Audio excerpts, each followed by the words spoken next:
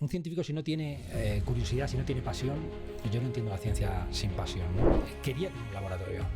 Lo tenía en la fundación cerró con la pandemia prácticamente todo, y entre ellos el área de investigación. Entonces, bueno, de la noche a la mañana yo me quedé en la calle directamente. Es importante que tengas una lista de gente que te odie, ¿no? Bueno, bienvenidos a nuestro podcast Musas con Café, donde hoy vamos a obtener mucha, y estoy convencido de que mucha inspiración y aprendizaje de un invitado que representa el análisis, la curiosidad, la reflexión y la investigación profunda de los mejores científicos. Buenas tardes, Raúl Aldú, ¿cómo estás? Muchas gracias por la invitación, buenas tardes y encantado de estar aquí. Genial.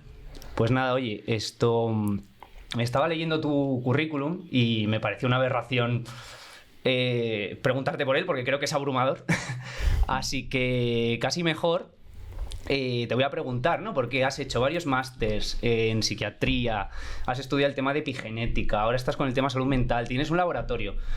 ¿Con qué personaje te identificas más en este momento de tu vida, de todas las cosas que has hecho? Eres emprendedor también, porque has montado varias empresas. Bueno, pues es una buena pregunta para comenzar, ¿no? Para explicar más o menos dónde me puedo situar. Lo estábamos hablando antes, lo estaba diciendo a Ricardo. Correcto.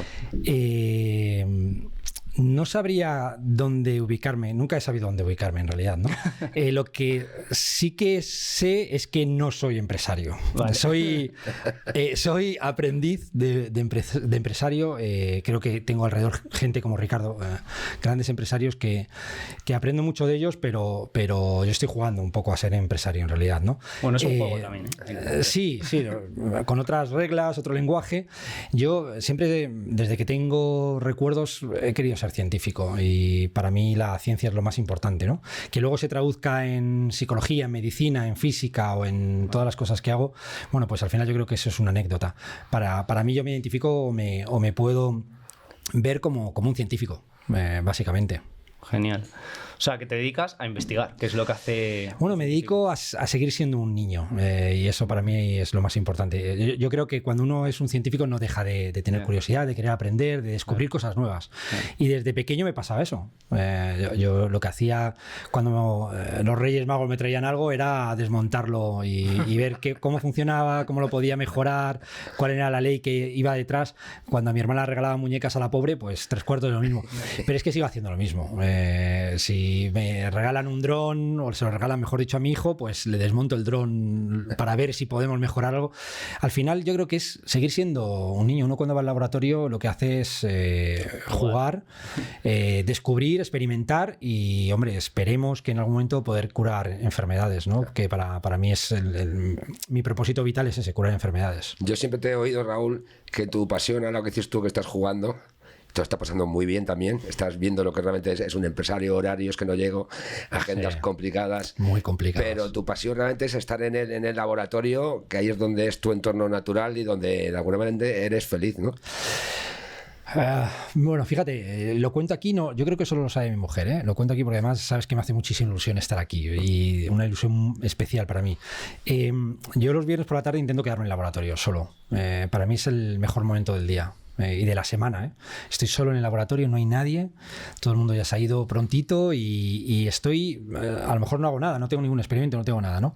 Pero sí intento pensar alguna idea, diseñar algún experimento, entender pues cuál puede ser la causa principal del cáncer, cuál pueden ser las causas de la esquizofrenia, que es lo que trabajamos principalmente, o el trastorno obsesivo compulsivo refractario. Y esos momentos, que puede ser nada, un par de horas junto a los cerebros, es lo que me permite seguir adelante en todo. Quiero decir que luego sé que el lunes tengo una agenda hay veces que se solapan actos. Entonces, sinceramente, voy corriendo de un sitio a otro, literalmente corriendo de un sitio a otro. La gente lo entiende también, afortunadamente me lo permiten, y eso siempre es estar agradecido. Hoy, por ejemplo, tenía una jornada y era a las 12:30, pero a las 12:30 tenía otro acto y cambiaron toda la jornada para que yo pudiera estar a las 10 y hablar, y entiendo que es un esfuerzo, pero se lo agradezco a la gente, ¿no? Pero es el viernes por la tarde lo que me da fuerza para el resto de la semana. Qué bueno. Sí. O sea, que ahí en esos momentos es cuando entras en flow, ¿no? Cuando eres niño, cuando juegas. Y Te quería preguntar esto, Raúl, ¿tú crees, o sea, que esa curiosidad, que creo que es lo que más debería caracterizar a un científico, no sé si hay científicos no curiosos o que estén ahí por estar, me imagino que no, porque tiene que ser algo extraño, ¿tú crees que es algo innato o ahora que estás también metido y has estado mucho en el tema de epigenética, o sea, crees que es algo que se puede desarrollar o realmente se llevan los genes esa curiosidad que creo que además los tres compartimos y que creo que en el caso de un científico debería como ser todavía algo más fundamental, ¿no? Bueno, yo aquí soy un poco crítico en el aspecto de que yo creo que ya un científico si no tiene curiosidad, si no tiene pasión, yo no entiendo la ciencia sin pasión, ¿no? Pero yo creo que el hecho de estudiar una carrera o dedicarte a un trabajo como puede ser científico, que bueno, yo no, insisto, no lo considero un trabajo porque para mí es pues como ir a jugar, pero en realidad es un trabajo. Tiene que ser desde esa curiosidad y desde esa necesidad de querer ayudar.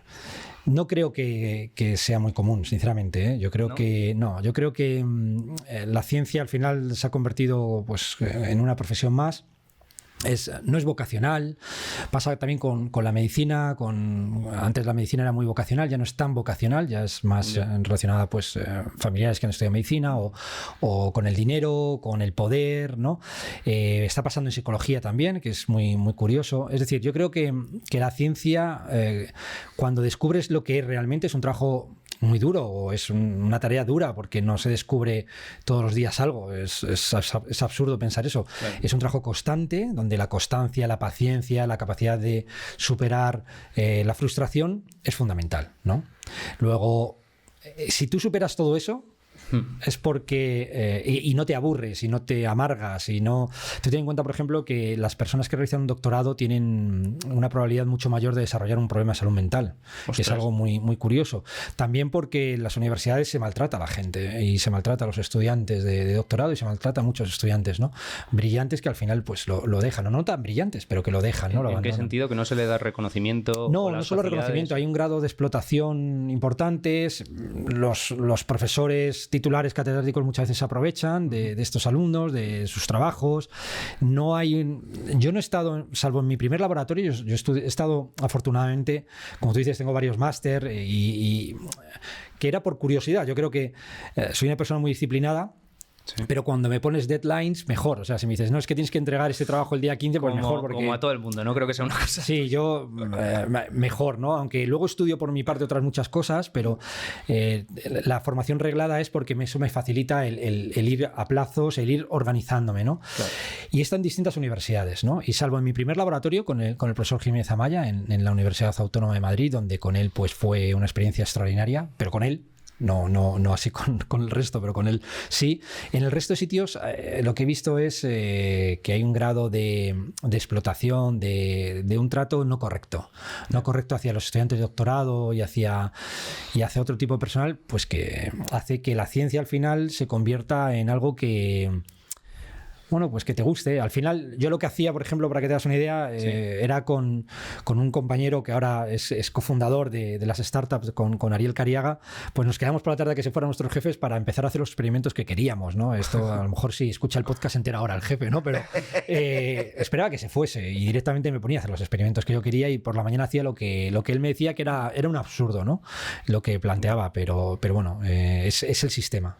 Voy a coger un momento el guante de lo que acabas de decir. Me has comentado, bueno, tú no, la verdad, o también has estado en alguna tertulia, que yo a mí la verdad que me sorprendió muchísimo cómo hay científicos, o la mayoría, que trabajan a lo mejor con un contrato de 1 año y al año no saben si van a seguir o no. Por lo tanto, de alguna manera, su vida es irregular, ¿no? Lo siguiente, ¿no? Y fue yo que no conozco nada del mundo científico, solamente de alguna manera con las conversaciones contigo, ha sido un tema que a mí me ha sorprendido una barbaridad. Para mí un científico es como algo, ¿sabes? Como que es como un icono, ¿no? Un científico, desde el punto de vista de alguien ignorante como yo, ¿no? Sí, bueno, yo creo que también tenemos una visión ingenua en ese aspecto porque creemos que todos los científicos científicos son maravillosos o son inteligentes. Hay un capítulo en un libro de James Watson, el descubridor del ADN, muy interesante, que dice que, contrariamente a lo que piensan la mayor parte de los periodistas y las madres de los científicos, la mayor parte de ellos son estúpidos. Y es verdad, es cierto, ¿eh? No acompaña muchas veces la inteligencia con la ciencia, ¿eh? No tiene nada que ver. Pero esa inestabilidad es muy frecuente. Yo, por ejemplo, hice mi tesis en psicología sin una beca, sin una sola beca, durante 8 o 9 años que estuve trabajando. Y mi tesis en medicina y cirugía estuve un tiempo con una beca que eran 300 euros, 400, luego llegué el último año a casi 1000, pero mucho tiempo estás sin cobrar, trabajando sin cobrar. Ahora ha mejorado. ¿En qué sentido? No puedes tener, en teoría, personal científico, doctorandos, sin pagarles. Pero es cierto que una vez que acabas, eres doctor en la disciplina que sea, te conviertes en un postdoctoral que se llama. El salario suele estar entre unos 1.700, algunos pueden llegar a 1.900, no mucho más, durante los primeros años, sí. Y contratos muchas veces de un año, año y medio, 3 como mucho, pero un año, año y medio asociado a proyectos. Se acaba ese dinero y lo que suelen hacer los científicos es mantenerse, van a trabajar todos los días gratis, porque siempre existe la promesa de que se va a conseguir dinero para el otro contrato dentro de unos meses. Pero esa inestabilidad, no solo en España, es frecuente también en otros países. Yo trabajo en Italia y es prácticamente igual. Es una característica del personal científico. Por eso todo el mundo intenta entrar a la universidad. O como científico titular en un centro de investigación o como profesor en la universidad. El problema es que luego pues, los procesos de la universidad dejan mucho que desear. No es lo mismo ser un estudiante. Yo cuando era un estudiante, yo respeto mucho la universidad. Para mí es una de las instituciones más importantes que hay. Para mí es una generadora de conocimiento y es fundamental. Pero la mirada que tienes de estudiante cuando eres estudiante, pues cuando luego lo conoces como la parte de atrás, ¿no? El backend, y ves, eres profesor y ves, sí. Los departamentos son tremendos, son tremendos. Muchos directores de departamentos son tremendos. A mí me han llegado a decir en un departamento de medicina que no fuese a trabajar a partir de antes de las 9 de la mañana, íbamos a las 7 y cuarto estábamos allí, o que no encendiésemos las luces para que no dejásemos en evidencia al resto de compañeros que no iban, ¿no? Madre mía. Pues ese tipo de cosas te las encuentras. Igual que te encuentras con gente extraordinaria, Te encuentras con científicos y profesores extraordinarios, pero que yo creo que lamentablemente al final terminan por desistir de su tarea, ¿no? Joder, con lo complicado que lo estás planteando para alguien que quiera dedicarse a ser científico, ¿por qué crees que has llegado a dedicarte a lo que te dedicas? Bueno, has dicho que porque siempre has sido curioso, ¿no? Pero bueno, yo también soy curioso y no soy científico. Entonces, ¿qué crees que ha ido ocurriendo en tu vida? No sé, señales de decir, oye, yo tengo que ser científico, o bueno, o puntos de quiebre, ¿no? No ibas para científico, pero de repente, ¿sabes? Se te fue abriendo camino. O sea, 1, 2 o 3 cosas que creas que hayan contribuido, ¿no? A que te estés dedicando a lo que te dedicas a día de hoy. Qué difícil, David. Vamos a ver, yo no he pensado nunca que haya algún punto de quiebre. Creo que soy extremadamente cabezón, eso sí, porque me lo ha dicho siempre mi abuela, me lo decía, que ha sido la persona más importante de mi vida. Mi madre, mi mujer me lo dice ahora, que soy muy cabezón. Y entonces yo creo que es por cabezonería. Y sobre todo porque creo que la inteligencia sin constancia no es nada, simplemente se queda en destellos. Claro. Entonces, yo creo que la constancia, soy una persona muy constante, muy responsable con lo que hago, eso sí que es cierto. Entonces, si yo quería hacer algo, yo por ejemplo, recuerdo que cuando estaba en psicología, con mi tesis en psicología, pues un catedrático de psicopatología tenía esa sensación conmigo de que, bueno, es que eres especial, vas a hacer cosas especiales, voy a tenerte ahí en los exámenes sin libro. Me daba una serie de cosas que me diferenciaban, ¿no?, del resto. Y recuerdo que le dije un día, oye, quiero entrar a doctorarme en medicina y cirugía y he hecho un examen de ingreso, he sacado la primera, tal. Y le enfadó mucho y me dijo, si haces eso no vas a seguir aquí. Entonces decidí no seguir directamente, me fui a otro sitio. Es decir, es esa constancia, la constancia, no rendirte. Y luego entender que la vida es complicada. O sea, que uno no llega y dice, quiero ser científico. Pues ya está, eres científico, toma, tienes un contrato. Y mañana descubres las causas del cáncer. Eso no existe así. Yo de lo que dices he sacado 2 cosas. Una, que hay que ser cabezón para conseguir lo que uno quiere. Sí. Y la otra, que también a veces hay que no hacer caso y ser un poco rebelde, ¿no? Porque decía, si hubieras hecho caso a las expectativas que esa persona tenía sobre ti, pues a lo mejor Bueno, nunca siempre ¿sabes? me han dado igual las expectativas que ha tenido la gente sobre mí, como Pero eres positivas como consciente de que negativas. eso no es normal, o sea, de que lo normal es buscar encajar también por una necesidad de pertenencia que tenemos las personas. Bueno, nunca he querido encajar tampoco, ¿eh? Quiero decir, por ejemplo, no bebo alcohol. Ricardo sabe, yo no bebo alcohol. Y cuando eres joven, pues te lo dicen y no te llamaban. Y de hecho, incluso amigos que ahora trabajan conmigo, ¿eh? En las empresas y no me llamaban, te dejaban ahí. Pero es que siempre me ha dado igual, o sea, siempre me han gustado los libros, siempre me ha gustado aprender, siempre he tenido claro que quería curar enfermedades, entendí que la forma de curar enfermedades es en un laboratorio, no en otro sitio, y que podía hacerlo desde allí. Entonces, rebelde, no lo sé, yo tenía mi camino y quería seguirlo, y como siempre me ha dado igual las expectativas tanto malas, he ido profesores de instituto diciéndome que no iba a llegar a ningún lado, y ahora cada vez que sacamos algo les envío algo firmado de lo que hemos hecho y dirán, bueno, este tipo obsesivo me lo sigue mandando, pero es un recuerdo hacia ellos, decir, bueno, si es que también fueron importantes para mí porque me pusieron muchas piedras en el camino, claro. Pero tanto las expectativas malas como buenas, que también tengo muchas, todo el mundo pues siempre me da un poco igual, quiero decir, para mí lo importante es lo que piense, en este caso ahora mi hijo de mí, mi hijo pequeño, ¿no? Que tiene 8 años, y para mí es fundamental lo que él piense de mí, y que vea que hay que trabajar, que hay que ser constante, que hay que ser responsable, que hay que realmente ser fiel a la gente que te es fiel, ¿no? Y yo creo que eso para mí son valores que son los más importantes. O sea, ¿crees que ese valor de la lealtad hoy en día, o sea, se está perdiendo o está menos? O sea, porque también parece muy típico, ¿no? El decir esto. Siempre todo el mundo piensa que los valores, los mejores eran los de antes, ¿no? Pero no sé si es una cosa que pensamos todos o es algo real que tú sientes así. El tema de la, ¿sabes? De la lealtad o de tener unos valores definidos. Yo sí que percibo que... No sé qué opinas. Bueno, yo tengo mis valores. Intento transmitírselos a mi hijo, lógicamente, que es la persona ahora más importante en mi vida, pero yo tengo mis valores. Luego me da igual que la gente... Quiero decir... Vamos a ver, yo tengo una anécdota, yo estuve dirigiendo muchos años una fundación y yo estaba relativamente bien, y yo era leal a una serie de cosas que luego me enteré pues que era mentira muchas de las cosas, ¿no? que me habían planteado, y en concreto por parte de una persona que para mí era importante. Uh-huh. Y ahí aprendí que me tenía que dar igual. Quiero decir, yo hace poco estaba con un socio que me decía, bueno, el mundo de la empresa es complicado. El mundo de la empresa hay muchos navajazos, se decía, ¿no? Muchas cuchilladas, tal. Puede pasarte a ti, que yo mañana lo haga, ¿no? Y es una persona a la que tengo mucho cariño, ¿no? Y me dejó esa tarde pensando, y al día siguiente le propuse quedar a comer, y dije, oye, mira, te voy a decir algo, yo ves que me da igual. O sea, si tú lo haces mañana y haces eso, pues tendrás que dormir con ello. Y tendrás que... La vida pasa factura. Yo prefiero ser leal, oye, el que me ayuda, pues eso no lo olvido. Para mí es fundamental. Creo que si no nos ayudamos, nos apoyamos, es imposible llegar a ninguna parte. Y si tú me quieres engañar más adelante, pues porque consideres que es más importante el dinero en un caso, yo qué sé, o tener... No lo sé, es que el mundo empresarial a veces me confunde bastante.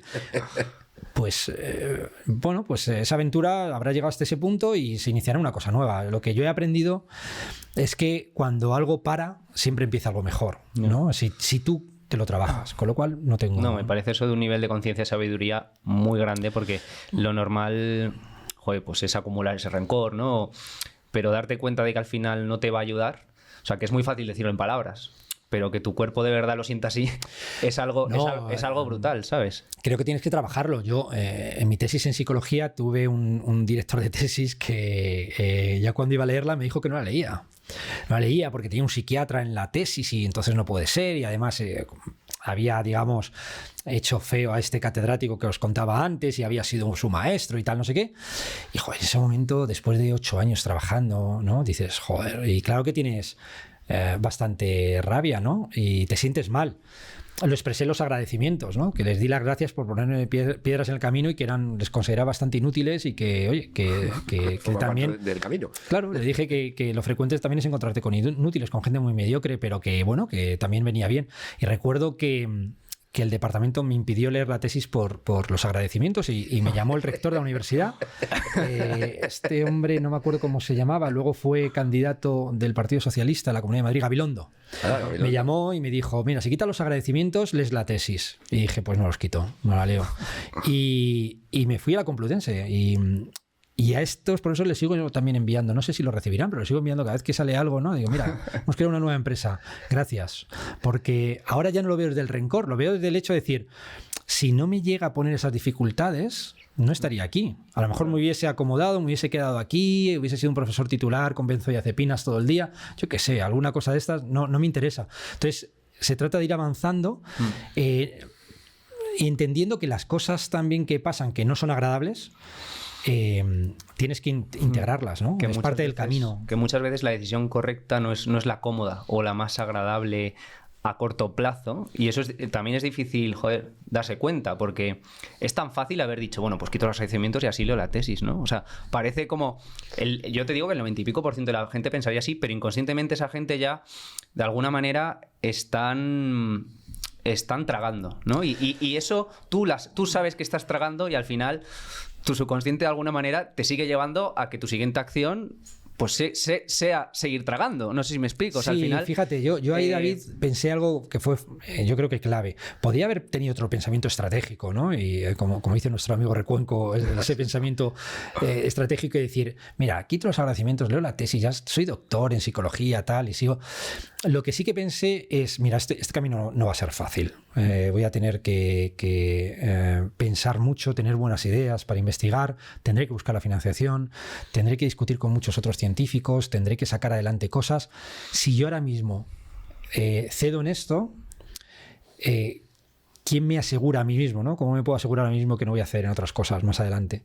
Entonces pensé que en este caso mi estrategia o mi pensamiento estratégico fue que las cosas cuestan y que yo había estado 8 o 9 años trabajando no para quitar unos agradecimientos, que ahora los leo y resultan hasta infantiles seguramente, ¿no? De decir, mira, gracias porque no habéis enseñado nada y tal, y bueno, pues resulta, sí, yo de hecho, si se lo veis a mi hijo, a lo mejor le diría, hijo, no te compliques, seguramente, a lo mejor tal. Pero es que yo creo que la vida a veces hay que complicarse también. Yo creo que es importante complicarse para luego buscar soluciones. No todo es sencillo. Y yo creo que uno de los problemas de estas generaciones ahora, que somos los culpables nosotros, es la sobreprotección a nuestros hijos, a los menores, que les queremos hacer creer que la vida es sencilla.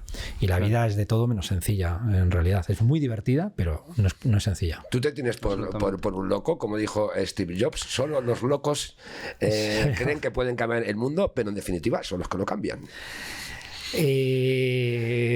Bueno, yo no me compararía con Steve Jobs, evidentemente por todo lo que ha hecho, pero yo sí que decidí quedarme con la locura en su momento. Esa es una frase que dice, yo me quedo con la locura, la realidad no me interesa. Y fue cuando conocí a las personas con trastorno mental, locos, hablando en términos digamos más coloquiales, más comunes, del psiquiátrico, del hospital psiquiátrico. Me di cuenta que eran las personas más maravillosas que yo había conocido nunca. Wow. Y las más sinceras, las más buenas, las que tenían una historia de vida terrible y aún así seguían adelante. Entonces, si yo cada mañana intento pensar en qué puede ser la esquizofrenia, qué puede ser el cáncer. Estuve muchos años de voluntario en la Asociación Española contra el Cáncer. Cuando cumplí 18 me metí de voluntario con niños con cáncer en una residencia aquí en Madrid. Es por intentar no defraudarles a ellos al final. Tengo una deuda con todos ellos. Me han enseñado tanto para la vida que mi forma de devolverlo es intentar curar esas enfermedades, esas patologías, ¿no? Con lo cual, no sé si me considero una persona que entiendo que tienes que serte fiel a ti mismo. Y si crees que el camino es uno, tienes que ser fiel a ese camino. Porque si te traicionas, yo creo que al final terminas convirtiéndote en la persona que no eres, ¿no? Con lo cual, no sé si loco o no loco, yo lo que hago es que si quiero investigar, pues no me meto en un laboratorio en la universidad y sufro dentro de un departamento y mal. Pues monto startups y con estas startups intento financiar mi laboratorio. Claro que es 10 veces más trabajo. Pues pero cuéntanos lo del laboratorio, por favor, que es muy interesante. Bueno, tienes ahí a un premio Nobel, por Dios. Sí, tenemos un laboratorio, un premio Príncipe de Asturias, será Nobel, espero que sea Nobel en breve. Es mi mentor, el profesor Giacomo Rizzolatti, que es el descubridor de las neuronas espejo. La historia es muy curiosa. Yo hace años estando en medicina, quería ir al laboratorio de Giacomo Rizzolatti y era Parma. Estaba tan nervioso a la hora de echar la solicitud que me lo concedieron, pero puse Pavía, no Parma. Entonces me dicen, ¿va usted a Pavía? Tal, va a dar clase. Y digo, ¿Pavía? Yo no quiero ir a Pavía. Yo me acuerdo que fui a la universidad y me dicen, no, Raúl, has puesto esto. Y yo, joder. Pero yo ya le había escrito a él, al profesor Rizzolatti, y muchos años después le invité a venir a dar una conferencia. Aceptó, me resultó... Y cuando llegó me dijo, en el aeropuerto, me dijo, bueno, qué bien, llevo años queriendo hacer algo contigo. Y bueno, me puse a llorar, de hecho, yo soy muy llorón, me puse a llorar. Y desde entonces se ha creado pues una amistad, un aprendizaje, es mi mentor, aprendo de él, de neurociencia, y de hecho ahora en diciembre voy a Parma, a su laboratorio, a continuar con los trabajos. Y el laboratorio tiene ese nombre, yo lo propuse a la junta de mi primera startup, de Ver3, para que llevase su nombre en homenaje, yo creo que a una persona extraordinaria en todos los aspectos. Y monté este laboratorio. Bueno, nunca monté el primero laboratorio, yo quería tener un laboratorio. Lo tenía en la fundación cerró con la pandemia prácticamente todo, y entre ellos el área de investigación. Entonces, bueno, de la noche a la mañana yo me quedé en la calle directamente. Y lo que decidí es, bueno, no tardé mucho, en 24 horas monté la primera empresa. Tengo que reconocer que fue literalmente 24 horas. Y mi idea era, monto una serie de empresas y con las ganancias de esas empresas, con una parte, financio un laboratorio para poder investigar lo que yo quiera, como yo quiera. Y bueno, pensé que en 3 años lo podría lograr, y lo logramos en prácticamente 4 o 5 meses. Joder. Con lo cual, el laboratorio ahora es un laboratorio, Concafé es uno de los mecenas. Hay empresas que nos financian entre 1.000 y 1.500 euros al año para que podamos investigar, a los que estoy eternamente agradecido por la confianza que nos dan para poder desarrollar proyectos de investigación. Y el único objetivo es curar enfermedades. Y no están monetizados. Quiero decir, si logramos una cura para el cáncer con un proyecto que tenemos para cronificarlo, o el trastorno mental con nuestros proyectos de reprogramación celular, que es en lo que nos especializamos, una de las áreas en las que hemos trabajado, se donaría al Ministerio de Sanidad para que todas las personas tengan las mismas opciones de tratamiento. Por lo que entiendo, la mejor o la única vía, porque tú lo que querías era tu laboratorio, o sea, era montar empresas. O sea, eso es así, no había otra opción, no sé, donaciones. Es muy difícil, David, porque las donaciones en España es muy complicado. La gente que tiene mucho dinero le cuesta. No tiene. No es como en Estados Unidos. Yo la vez que estuve en Estados Unidos buscando donaciones y demás para un tema de la Cuando estuviste en el Mount Sinai, ¿no? No, después pues parecía muy sencillo. El Mount Sinai también era muy sencillo. El Monte Sinai era... había gente que tú le podías pedir donaciones, y luego se ponía una placa en el laboratorio, o un pabellón si era muy grande la donación, o una placa, y se reconocía. Pero es que, digamos, la conciencia que tienen de donar en Estados Unidos, de que tienen que crear comunidad donando, es extraordinaria, es impresionante, no os podéis ni imaginar. De hecho, la gente con dinero no entiende que no devuelva algo a la sociedad, no lo entiende. Claro. Directamente es que no lo entiende. Entonces ellos se van construyendo. Yo siempre cuento esta anécdota, que yo aprendí esto viendo que las primeras bibliotecas en Estados Unidos las creaban los mecenas. Era la gente con más dinero, que había tenido más éxito, creaba bibliotecas en sus pueblos, en sus barrios, ¿no? Para culturizar al resto de personas, para que se formasen. Con lo cual, esa cultura no está en España. También es verdad que los beneficios fiscales no son los mismos en Europa que los Estados Unidos, ¿no? Yo cuando estaba en el Sinai y vi cómo funcionaba, dije, bueno, esto cuando llegue a España yo no tengo ningún problema, esto va a ser fantástico y tal, ¿no? Y me acuerdo que llegué y se le dije a mi jefe, nada, no hay problema, esto vamos a buscar dinero, y se reía. Y se reía con razón. Entonces, tú puedes, generalmente la financiación pública, pero es una financiación que, bueno, está un poco condicionada a veces, tienes que conocer gente muchas veces también, está muy penalizada. Yo no soy una persona que le guste trabajar en un tema 20 años seguidos, porque creo que la hiperespecialización genera mediocridad, ¿no? Esto además viene de unos trabajos de Alain Denolt, que es un autor... ¿En el mundo de la ciencia en concreto o en general? En general, yo creo que en general. Alain Denolt es un teórico y un estudioso de política y de sociología, de historia, de la Sorbona de París, y tiene un libro, el libro de Mediocracia, cuando los mediocres llegan al poder. Es un libro muy recomendable, y él dice que la primera fuente de mediocridad, ¿no? la que genera la mediocridad, es la academia. las universidades. Fíjate. La hiperespecialización. Cuando tú hablas con alguien y dice, yo trabajo en cáncer. ¿En qué? Yo trabajo en el gen AKT2 y eso sí, se sabe todo lo de ese gen, pero del cáncer no tiene ni idea. Pero nos dicen que hay que especializarse todo el rato. Claro, ese es el error. En mi opinión es el error, porque mira, Feynman es un físico muy interesante, trabajó en mecánica cuántica, en bases de mecánica cuántica, premio Nobel, y él decía que, por ejemplo, el universo entero está en una copa de vino. Ahí está la química, ¿no? por los compuestos químicos, la física, la psicología, la percepción, la medicina incluso. Dice, tú puedes parcelar esa copa de vino y estudiarla de manera separada, pero el problema es que la naturaleza no lo sabe. Es decir, la naturaleza no funciona así.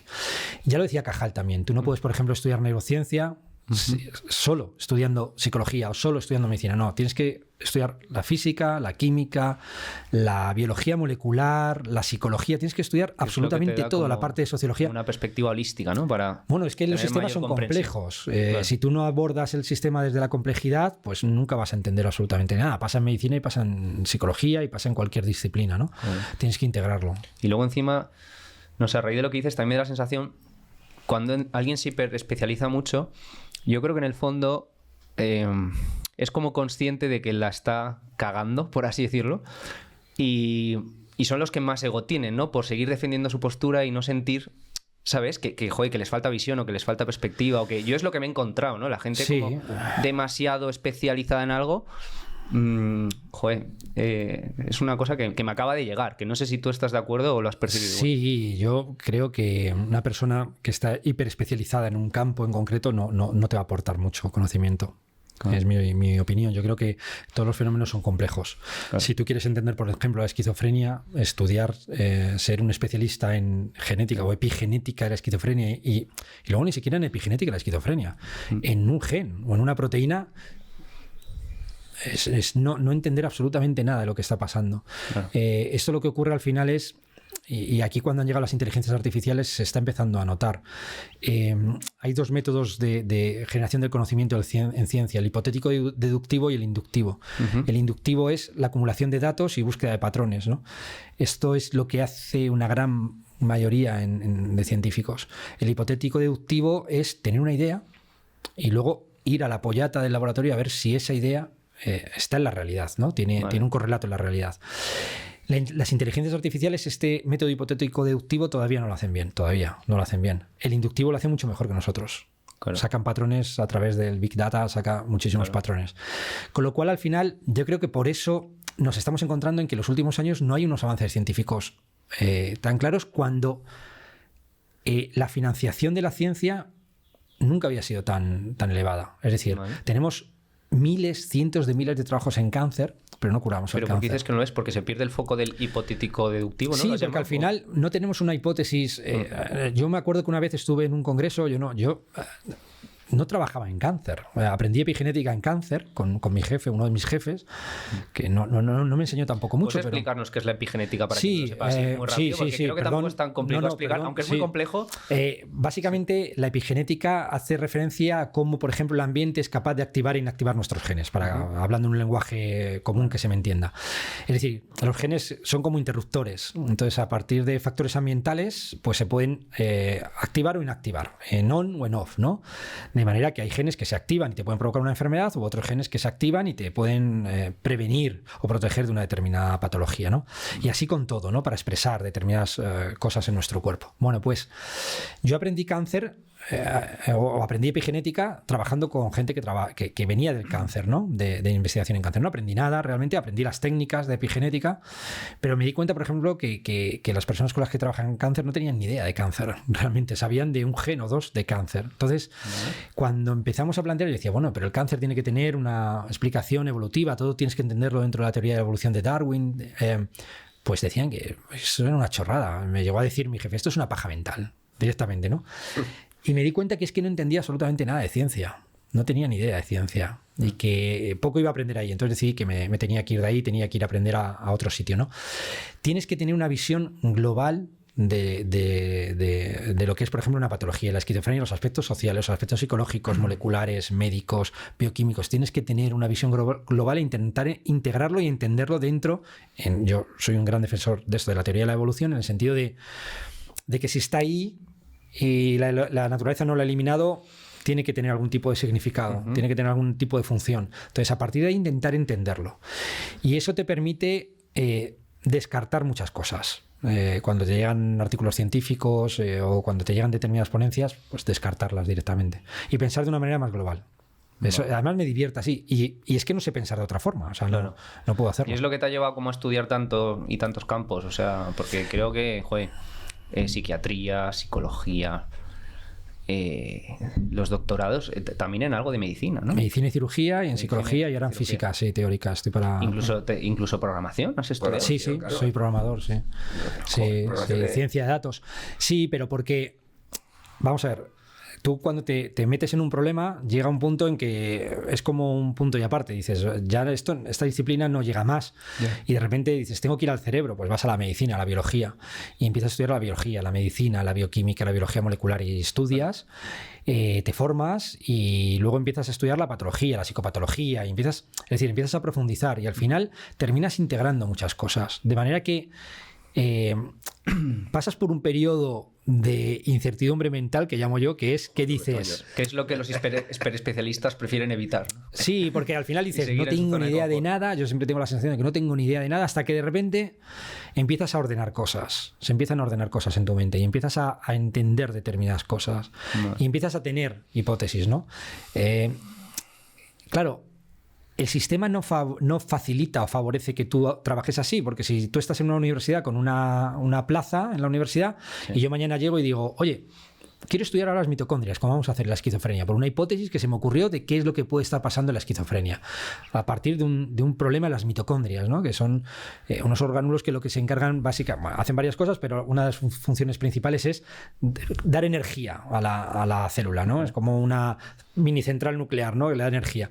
Dije, bueno, oye, mi hipótesis es esta, llevo años, estoy centrando, voy a hacer esto. Esto lo puedo hacer en este laboratorio, entre otras cosas, porque, por ejemplo, con Café, entre otras empresas, financia eso y dice, oye, me deja pensar y hacer. Si yo estuviera en una universidad con una plaza fija y un proyecto público, no podría hacerlo. Ya. No tendría dinero para hacerlo. Y si lo pido, me dirían, mira, Raúl, ¿has publicado algo de mitocondrias en los últimos años? No. Mira, esto se me ocurrió viendo un coche que se calaba. Y empecé a pensar, darle vueltas, y es la realidad. Me diría, mira, tú eres un loco. Tú eres un loco, vete de aquí. Entonces, bueno, Tienes esquizofrenia. prefiero arriesgarme y hacer otras cosas, Claro. y Qué dar bueno. esos pasos. Qué bueno, me gusta esa manera de pensar. Oye, una cosa, Raúl, a mí me gustaría que nos cuentes, que me divierte mucho cuando me hablas de tu experiencia, creo que fueron 3 años en el hospital de Sinaí de Nueva York. Sí, menos, sí. Cómo llegó ahí Sean Connery, creo que era, ¿no? ¿Fue Sean Bueno, Connery? no, fueron Robert De Niro, Ah, eso, Jennifer Aniston. Robert De Niro. Sí. Y cómo decían, que venga el científico Bueno, o el es que- médico europeo. Sí, yo yo creo que era el primer español que entraba en psiquiatría, en el área de psiquiatría, y era como algo muy excéntrico, ¿no? Era algo exótico, ¿no?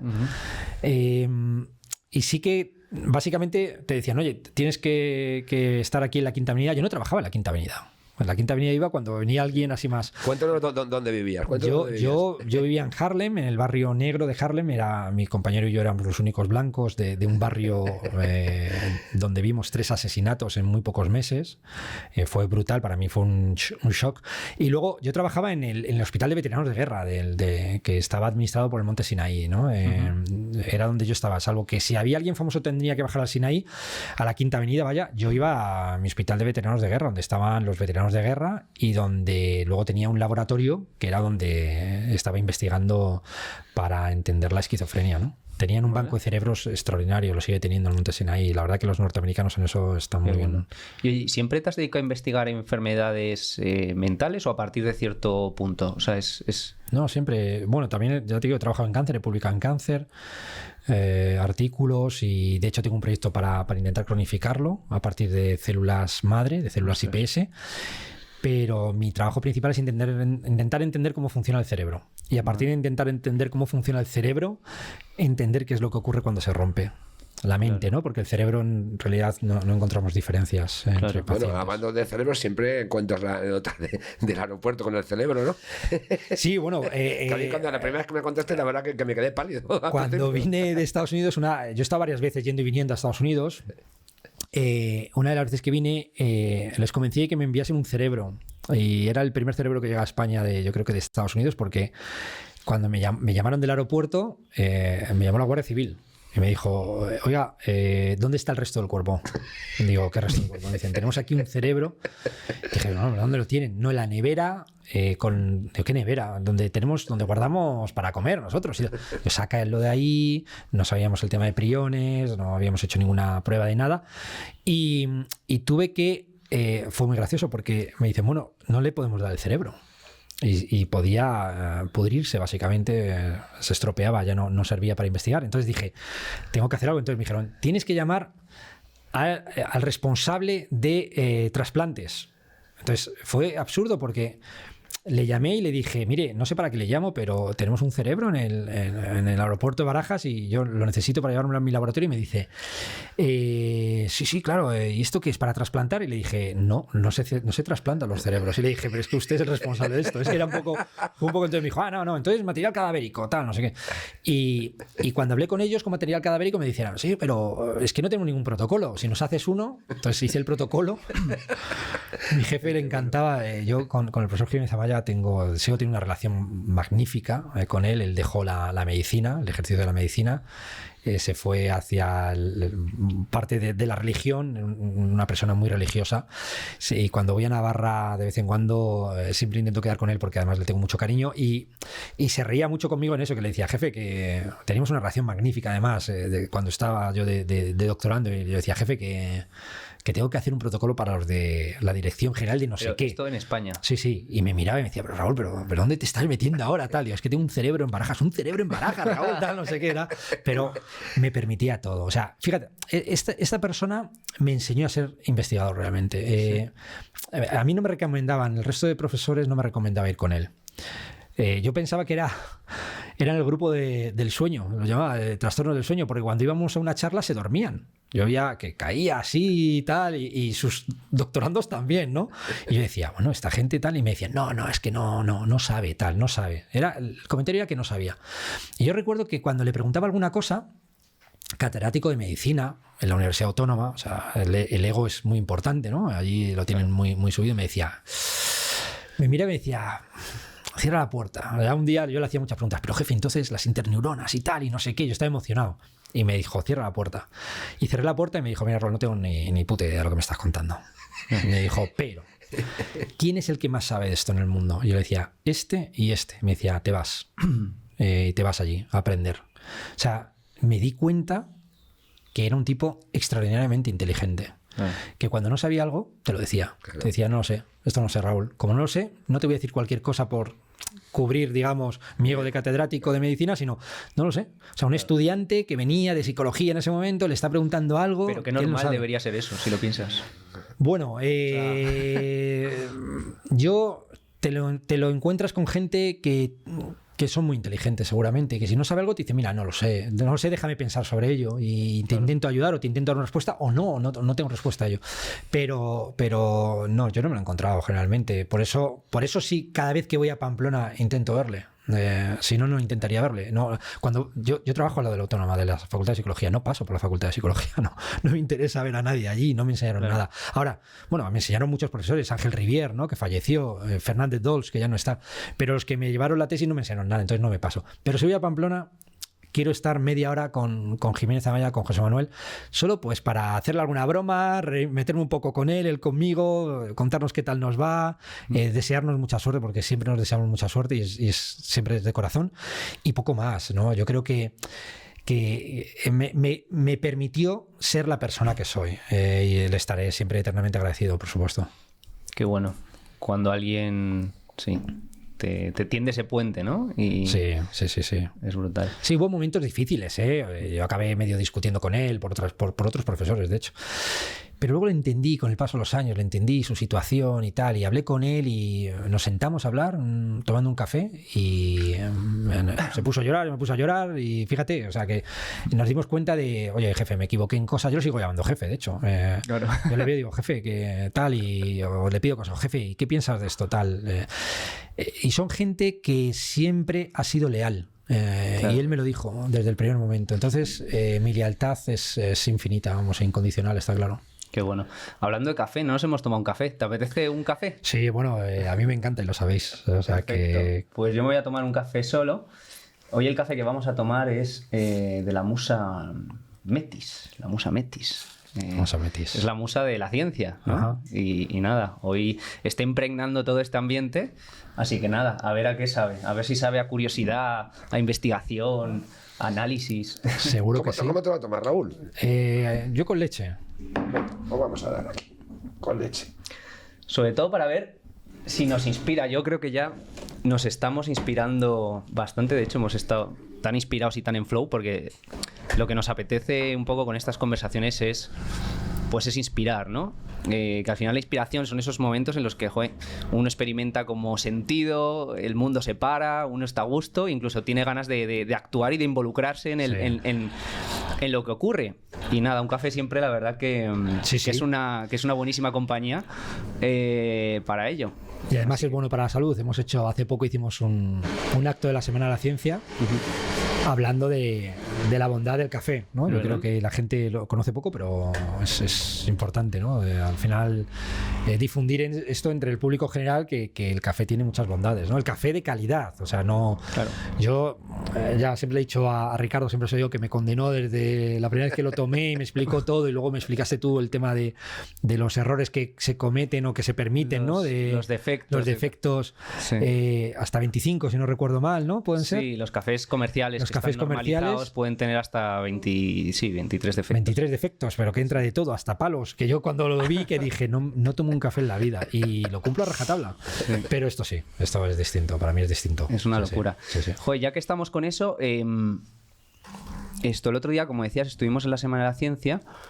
¿Qué beneficios así tiene en general el café para la salud?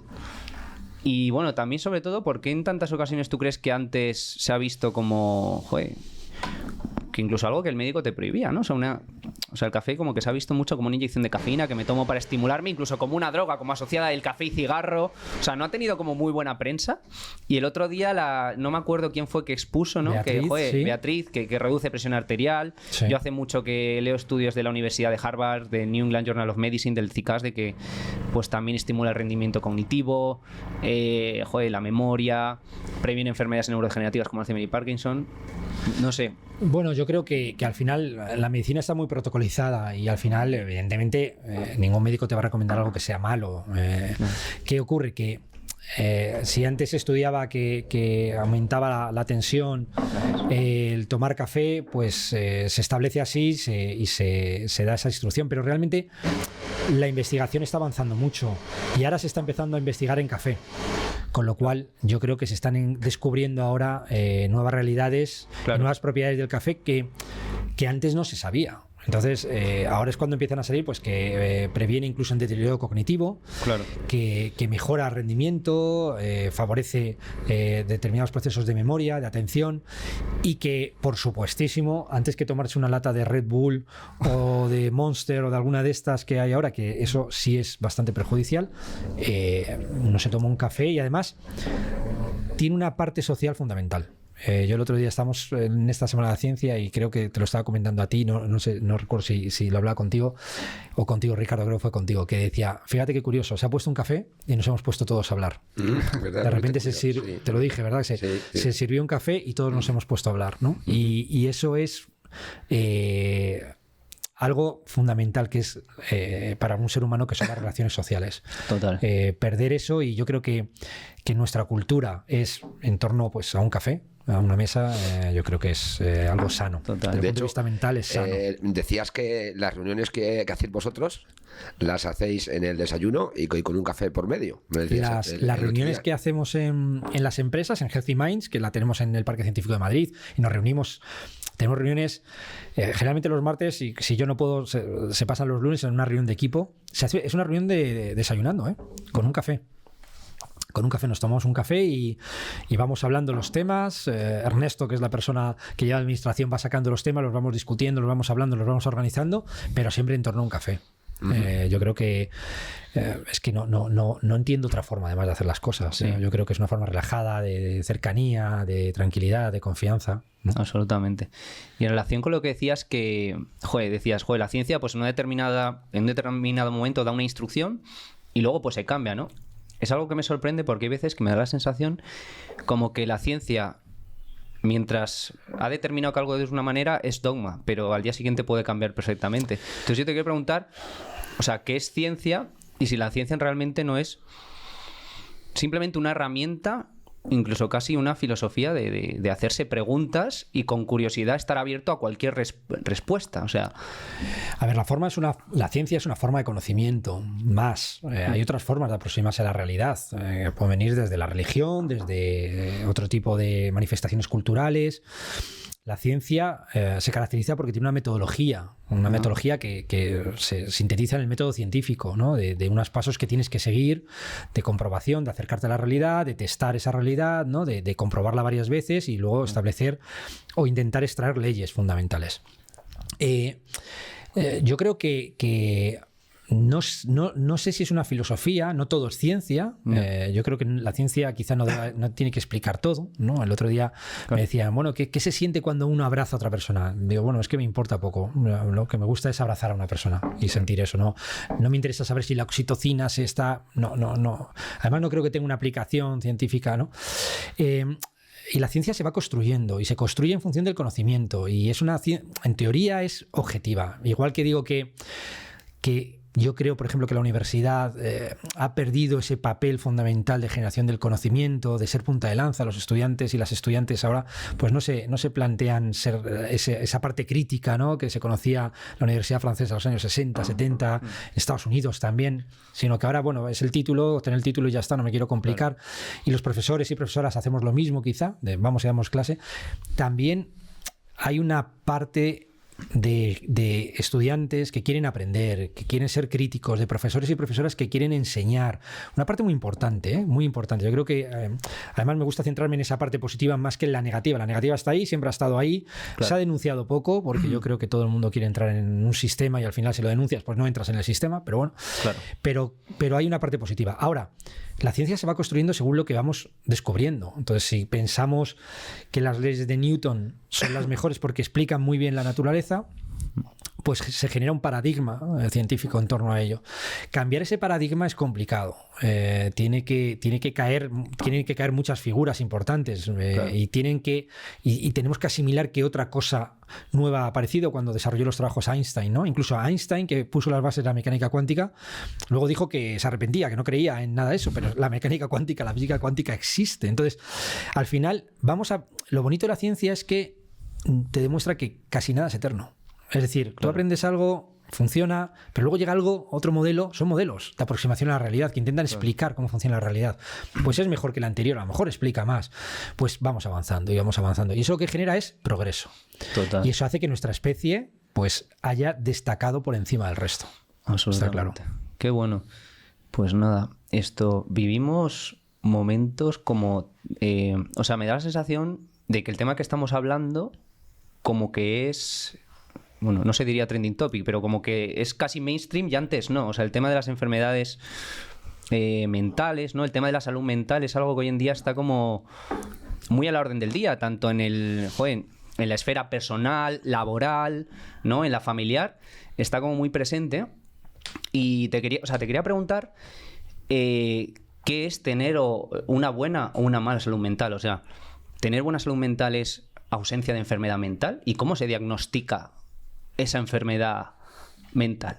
O sea, porque veo ahí una escala de grises y no me queda para nada claro. Es una pregunta interesante. Vamos a ver. Para empezar, no existe la enfermedad mental como tal. Son trastornos mentales. No existe la enfermedad mental. ¿No existe? No, porque en conceptos técnicos clásicos de medicina, en Sydenham, que desarrollaba que toda enfermedad tiene que tener una causa, una lesión, un desarrollo, un desenlace. En los trastornos mentales no sabemos cuál es la causa ni cuál es la lesión. No hemos encontrado todavía nada de eso. Claro. Podemos hipotetizar sobre estamos distintas muy causas. Muy peces, ¿no? Sí, no sabemos absolutamente, en el cerebro no vemos absolutamente nada. Todo el mundo ve resultados positivos, nadie cura nada, ¿no? Entonces no. En tu curso de neurociencia, el otro día lo comentabas, que en el año 50 creo que se habían diagnosticado, ¿no? 2 eran. Sí, es que luego, claro, vamos a ver. Primero que son trastornos. No hay un correlato biológico, no hay una causa biológica asociada a esos problemas de salud mental.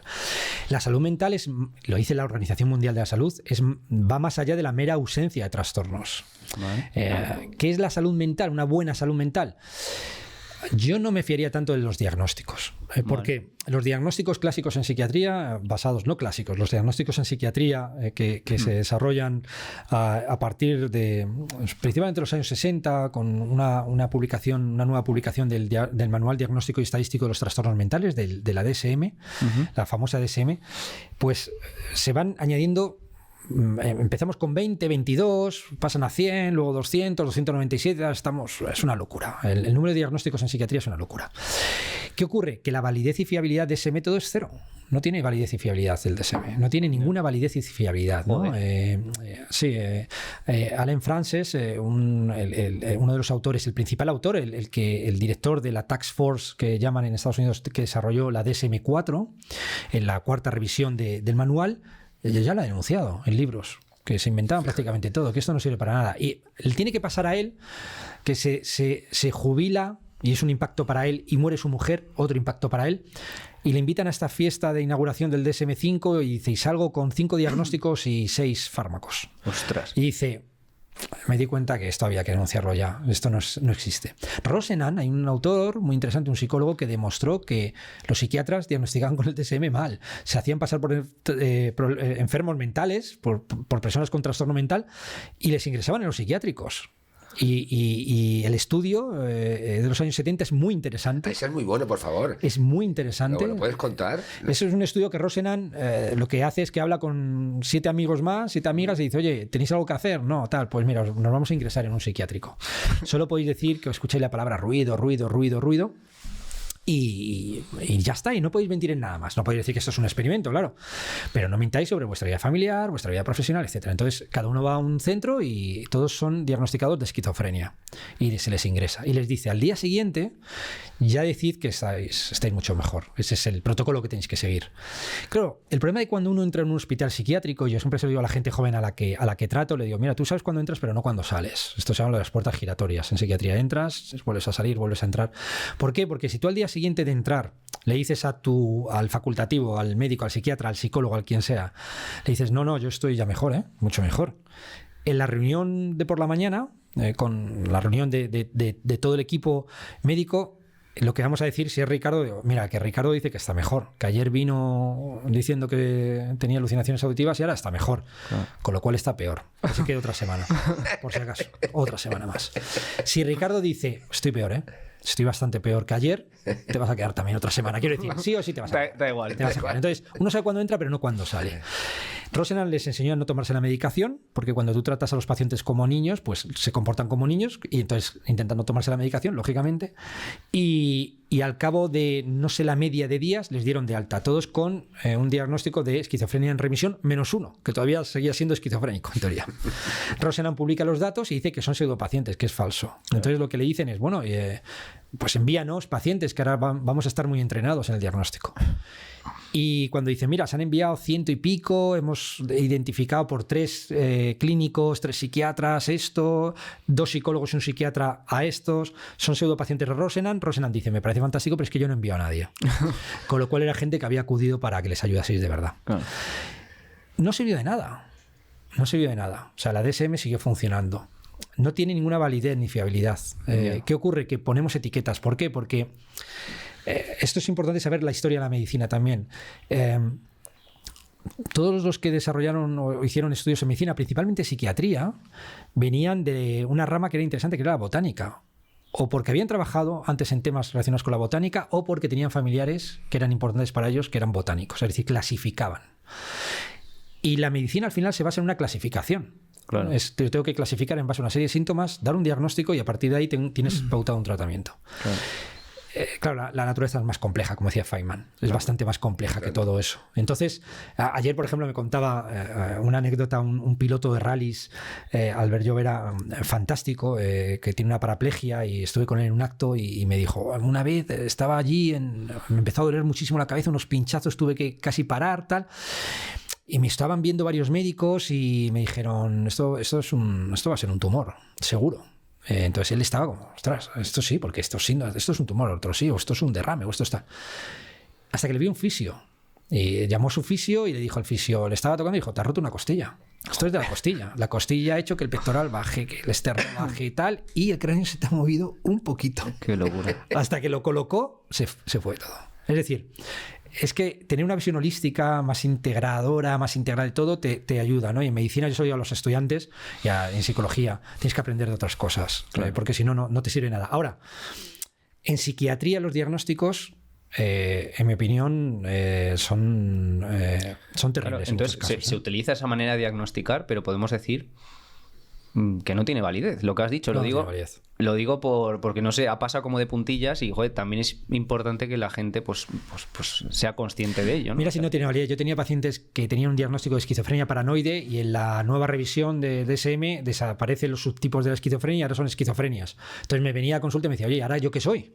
Claro. Yo era paranoide, ¿y ahora qué soy? Claro. ¿Cómo puede ser, no? Se han ido poniendo y quitando. Antes era la homosexualidad, un diagnóstico psiquiátrico. Luego se quitó. O sea, quiero decir, la psiquiatría es una rama de la medicina, para mí, muy interesante, muy potente.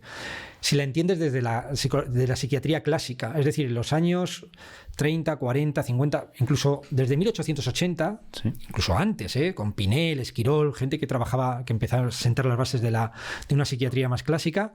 La escuela francesa fue fantástica y la alemana ya ni os cuento.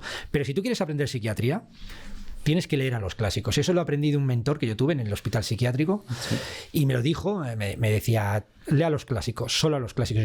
Yo era el poder de la DSM, de mirarte y decir, David, mira, te pasa esto, tienes ese trastorno, ese poder que te da, claro, absurdo, ¿no? Ridículo, ¿no? No, los clásicos te dicen bien, claro, hay un autor, Jasper, y luego Snyder, que hablaba de las reacciones vivenciales. Y decía que eran reacciones emocionales, respuestas emocionales ante vivencias que experimentas en la vida, ¿no? Sí. Y que si son muy intensas o que duran mucho en el tiempo, pues ya son reacciones vivenciales anormales. ¿Eso qué quería decir para ellos? Es muy claro que si tú te deja tu pareja y estás destrozado, pues lo que tienes que hacer es sufrirlo. Claro. Si fallece tu hijo, tienes que sufrir. O sea, no puedes enmascararlo con benzodiazepinas, antidepresivos o ir a terapia. Es que tienes que pasarlo mal. Claro. Eso es una buena salud mental. Es decir, la salud mental no es igual de perjudicial estar siempre mal que estar siempre bien. Primero, porque no puedes estar siempre bien, es imposible. Claro. La salud mental está en relación a nuestras vivencias. Y la vida, como yo decía antes, es complicada. Es muy divertida, pero es muy complicada. Es muy importante eso que estás diciendo, sobre todo para la audiencia, que le dejes de alguna manera herramientas positivas. Sé que es complicado, pero de alguna manera, porque alguien que está con un psiquiatra, claro, ahora mismo está diciendo, joder, ¿qué hago?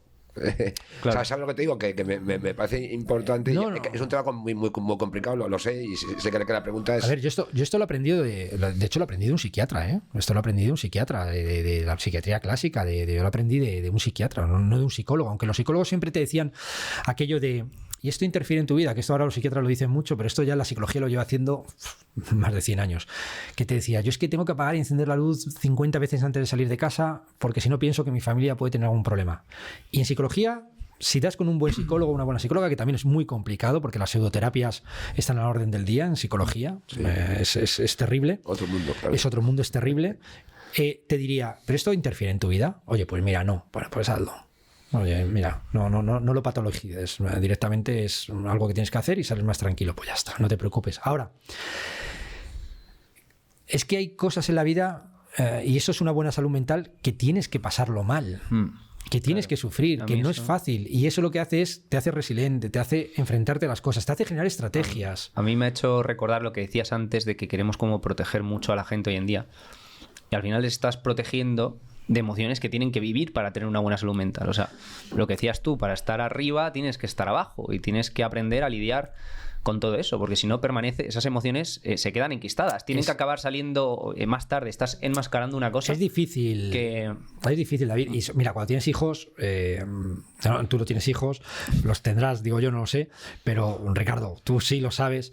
Cuando tienes hijos es muy difícil. O sea, yo ver sufrir a mi hijo... Claro. Prefiero sufrir yo 1.000.000 de veces.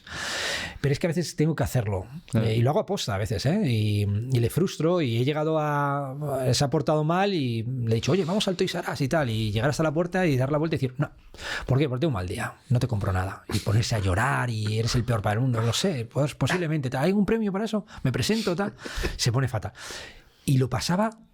Yo le veía llorar. Joder, lo pasaba fatal, ¿no? Hace poco hice una tontería.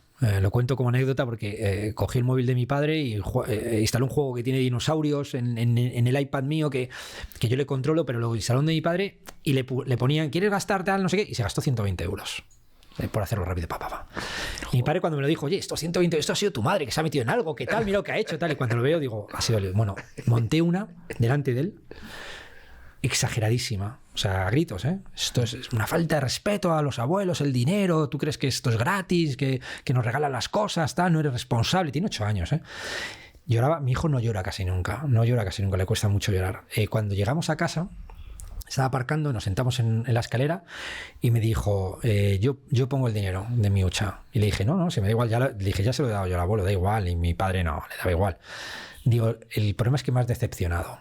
Y se puso a llorar, que yo intentaba contener las lágrimas porque estaba destrozado, pero sabía que era necesario que él pasase por eso. Correcto. Que él pasase por eso y que él me viera decepcionado. Que se me pasó a los 5 minutos porque me parecía una chorrada.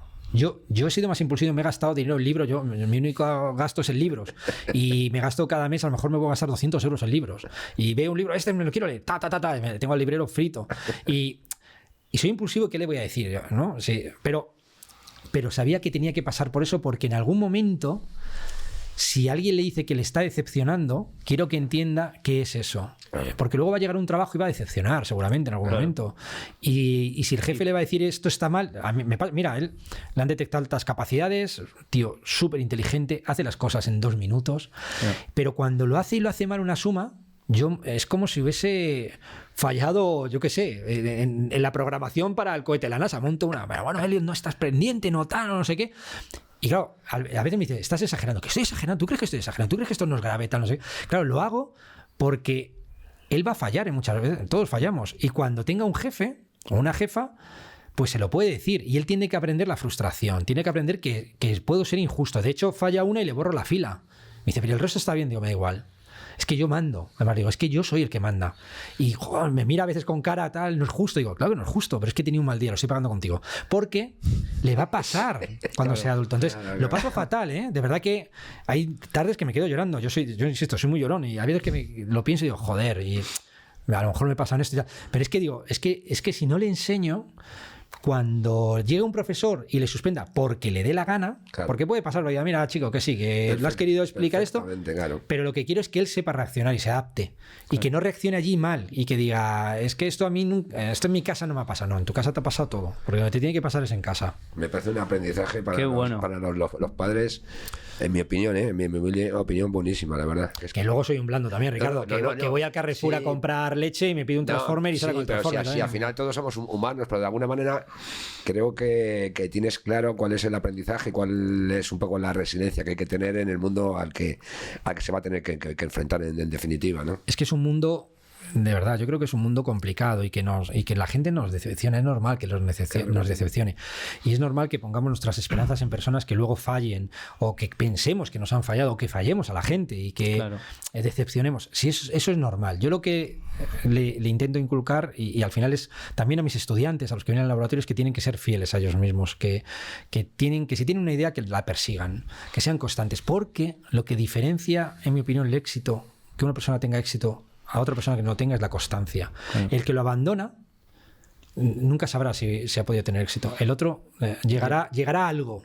Y si lo haces de manera distinta, y yo siempre he pensado eso, por eso el laboratorio lo creé así también, Ricardo, y esto es algo que os dije a todos los mecenas, es si todo el mundo hace lo mismo y no llegamos a nada, ¿Qué voy a aportar yo ahí? Claro, pasa Nada, lo mismo voy a hacer lo siempre, mismo. claro. Entonces, hago algo distinto. A lo mejor caes peor y a lo mejor, bueno, pues no tengo grandes amigos en el mundo científico, académico. Vas a tener que atreverte a decepcionar, que es lo que le estás enseñando a tu hijo, a normalizarlo, que quizá para seguir su camino, ser fiel a lo que él quiere, lo normal puede llegar a ser decepcionar. Bueno, y mi, que no pasa nada. mi O sea, compromiso, por ejemplo, no es con el resto de científicos ni con la academia, mi compromiso es con los pacientes claro. y intentar curar sus enfermedades. Contigo mismo, entiendo también. Sí, pero en esa parte está integrada, en el sentido de que yo tengo una deuda vital con ellos. Yo no tengo que contentar a ningún profesor, ningún catedrático, ningún profesor titular, ninguna universidad, ni a ningún científico, me da igual. Por supuesto, estoy con el profesor Rizzolatti encantado porque aprendo muchísimo de él. Él me enseña mucho, es tremendamente generoso, es una persona bondadosa, muy sabia. Pero mi deuda es con los pacientes. Mi deuda es con Agustín, con Clara, con muchísimos otros que me enseñaron que ante lo más duro de la vida fueron capaces de seguir adelante, a lo mejor rompiendo con la realidad. Y mi deuda es intentar curarles. Con Ainhoa, una niña que cuidaba cuando estaba en la residencia de cáncer, con 6 años, mi deuda es con Ainhoa, no es con un catedrático. Me da igual el catedrático, me da igual lo que piense y lo que diga. Por eso no tengo grandes amigos en la academia. Los que tengo son muy buenos, ¿eh? Claro, y son gente brillante, brillantísima. El resto me importa poco. A mí lo que no quiero es decepcionar a Ainhoa, lo que no quiero es decepcionar a Agustín. Para mí eso es fundamental. Qué bonito, me encanta. Qué bueno, tenerlo claro, ¿eh? Y no es fácil, pero bueno. Llevamos, yo creo, nos hemos pasado de tiempo, bueno, creo no, es así, pero lo voy a alargar un poco conscientemente y no pasa nada porque me gustaría que nos hablaras un poco, no sé si te llegaron a dar un premio, pero montaste las 3 startups para financiar tu laboratorio, no sé si fuiste o sea, creo que ha sido el único caso, no sé si en Europa, algo así, que te llamaron. Sí. Que en tan poquito tiempo obtuvo financiación para 3 startups. Además, las 3 relacionadas con el tema de la salud mental, si no me equivoco. Si nos puedes hablar un poquito de ellas o cuál es un poco la misión de cada uno. Como te digo, fue la excusa para tener un laboratorio. Yo siempre, y yo creo que a todos los inversores siempre se lo he dicho. O sea, yo soy muy sincero en este punto. O sea, mi vida es el laboratorio. Ahora, creamos las startups. La primera fue Ever 3 en honor a Everett III, un físico que habló de los multiversos relacionados con la mecánica cuántica, teoría de cuerdas. Para mí es fascinante todo ese mundo y trabajo, de hecho hago algún trabajo de investigación en él, y desarrollamos un algoritmo para poder predecir el por qué la gente dejaba los trabajos, el empleo. Es decir, nos permite saber las causas por las que una persona, no una en concreta, porque siempre trabajamos con datos agregados para no identificar a nadie, cuáles son las causas por las que se va a abandonar la empresa, la retención del talento. Al final trabajamos en pérdida de talento. Lo que hace es prevenir. Porque... Sí, decir, mira, en tu empresa si llega una oferta a la competencia X, se van a ir por esto y por esto. Este departamento, este y este, ¿no? Y luego les decimos cómo funciona la empresa, dónde está el poder, la autoridad, la influencia, la amistad, en qué departamento. Y luego se lo pasamos al CEO o a la CEO. Y es muy divertido porque cómo percibe la dirección, cómo funciona la empresa y cómo lo perciben los trabajadores y trabajadoras, claro. El máximo grado de concordancia ha sido un 20%. Cada uno tiene su película. Se generan disonancias y al final hay un problema.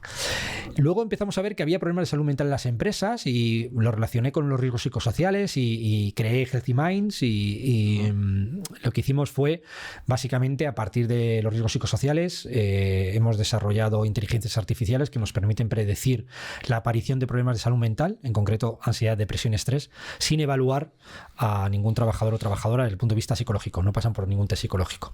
Y luego hacemos entrevistas con metahumanos. ¿Qué tipo de pruebas se hacen? A partir de los riesgos psicosociales, que son unos test estandarizados en el Estado, ¿no? Y además es obligatorio para todas las empresas, con lo cual esta startup tiene unos 11 meses de vida real desde que entramos al mercado y ha incrementado su facturación un 500%. O sea, ha sido una locura. Está creciendo mucho. Las valoraciones, vamos. Sí, valoraciones las han valorado de manera alta porque yo creo que han entrado todos en proyectos científico-tecnológicos proyectos de aceleración de la Unión Europea. Claro. Y la última era Cera for All, que es una startup. Mi obsesión es democratizar el acceso también a la salud mental, de calidad, de excelencia.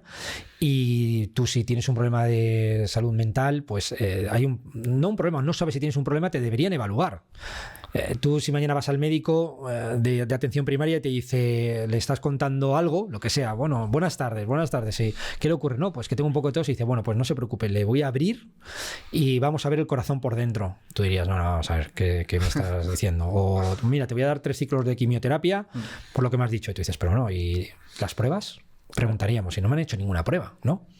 Claro. En salud mental no se pasan pruebas. Es el manual diagnóstico estadístico de los trastornos mentales que no tiene validez. Pero hay test psicológicos que evalúan muy bien a las personas. Ajá. Muy bien, que son muy fiables y muy válidos, ¿no? Y que los han desarrollado los psicólogos muy bien, además.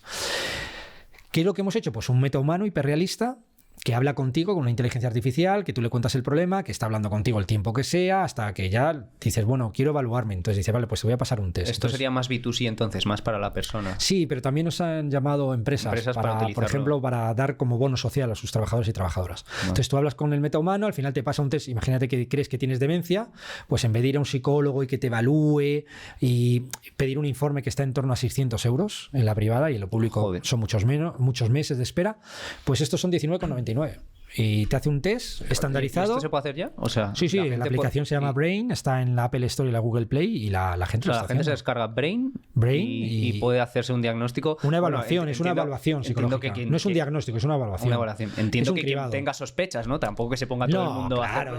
Imagínate que tú dices... Quien se siente mal o... El otro día nos decía una persona, mira, yo...